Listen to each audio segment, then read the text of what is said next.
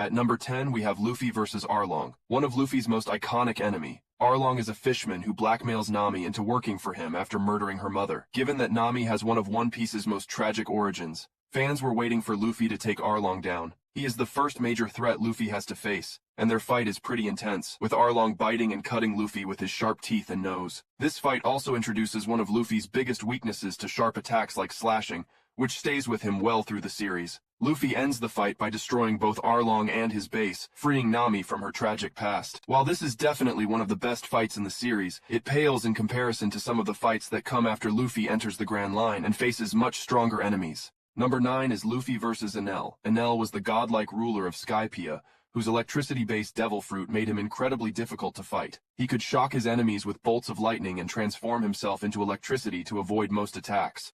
Luckily, Luffy's rubbery body was the perfect counter to this ability, and gave him the edge he needed to ultimately thwart Enel's plans.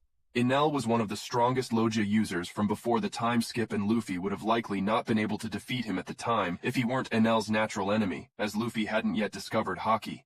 However, the fight was still brutal, with Enel stabbing Luffy and forcing him to fight while weighed down with a giant ball. Luffy was able to turn this hindrance into a useful tool, but it still made the fight a brutal struggle for him. Number 8 is Luffy versus Cracker. Cracker was one of the first enemies Luffy fought upon arriving at Whole Cake Island, and his massive power level hinted at the difficult fights to come. Cracker's powers to manipulate biscuits allow him to both create defensive shields and offensive soldiers, making him a formidable fighter. Cracker and his biscuit soldiers were powerful enough to force Luffy to use Gear 4th, the very strongest of his abilities at the time. The fight even tested the limits of how much Luffy could eat when he resorted to eating the biscuit soldiers instead, which resulted in a new form of Gear 4th called Tankman.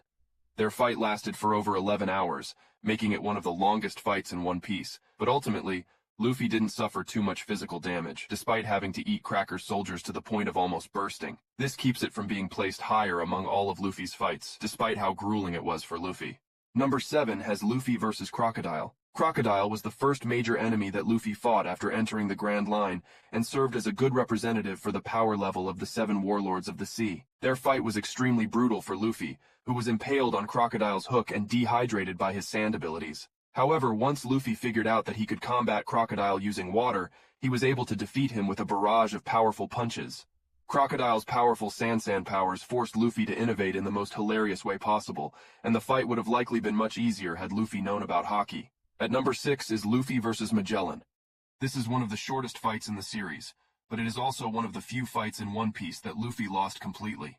Magellan was the warden of the prison Impel Down, and his venom devil fruit abilities greatly harm his opponents if they touch the globs of poison he generates and manipulates. Luffy attempted to punch him into submission as he does with many of his foes, but in the process got lethally poisoned, which quickly knocked him out. He did fight through the pain for a little bit though, making for a grueling and difficult fight while he was conscious. Magellan was one of the many foes Luffy could not overcome through brute force alone, and it is safe to say that Luffy may not have survived Magellan's venom if not for Bon Clay's efforts.